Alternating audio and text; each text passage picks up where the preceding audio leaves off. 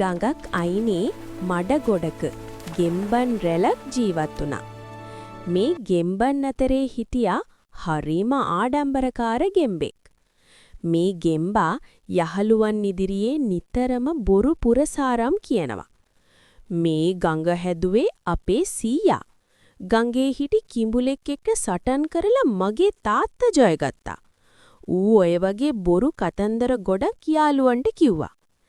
දවසක් දා හැන්දෑවක ආඩම්බර ගෙම්බක් බොරු පුරසාරම් දොඩා සිටිද්දී එතෙන්ට වතුර බොන්න එළදෙනක් ආවා.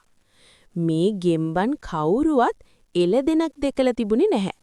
උන් ඔක්කොම බය වී ගඟට පැන්නා. ආඩම්බර ගෙම්බත් ගඟට පැනලා බලාගෙන හිටියාට ඒත් එළදෙනගෙන් නම් කරදරයක් නම් වෙන්න විදිහක් නැහැ. අන්තිමේදී ගෙම්බන් එකා දෙන්න ගඟෙන් ගොඩට ආවා.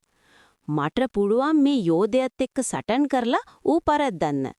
ආඩම්බර ගෙම්බා කිව්වා. ඔයා කොහොමද ඔර යෝධයත් එක්ක සටන් කරන්නේ? යාළුවෝ ඔක්කොම ගෙම්බාගෙන් ඇහුවා. ඌට hina වුණා.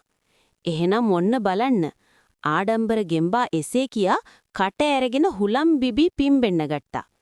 දැන් කොහොමද මගේ තරම? ඌ ඇසුවා. අයියෝ! අර යෝධ සතා ඔබට වඩා කොච්චර ලොකුද? යහළුවන් මෙහෙම කියද්දි ආඩම්බර ගෙම්බ තවත් පිම්බෙන්න ගත්තා. ඒකම බැලූන් බෝලයක් පිපිරෙනවා වගේ හඩක් ඇහිලා ගෙම්බෝ ටික ඔක්කොම ගගට පැන්නා. ටික වෙලාවකින් හිස් ඔසවා බැලූ ගෙම්බන්ට ආඩම්බර ගෙම්බ පිපිරිලා මැරිලා ඉන්නව පෙනුණා. පුංචි නංගිලා මල්ලිලත් හිතට ගන්න ඕනේ අපි කරන්න සූදානම් විය යුත්තේ අපට කරන්න පුළුවන් වැඩ විතරයි.